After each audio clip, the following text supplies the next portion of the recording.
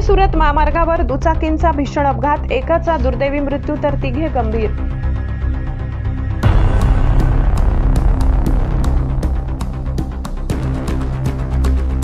धुळे सुरत राष्ट्रीय महामार्गावरील खानापूर शिवारात दोन दुचाकींचा मोठा अपघात झाल्याची घटना घडली आहे। या अपघातात एका युवकाचा मृत्यू झाला असून अन्य तिघे जण जखमी झाले आहेत। मिळालेल्या माहितीनुसार गुजरात पासिंग असलेल्या दुचाकीने GJ05 SV 6503 पुढच्या दुचाकीला MH39 AH 0874 मागून जोरदार धडक दिली।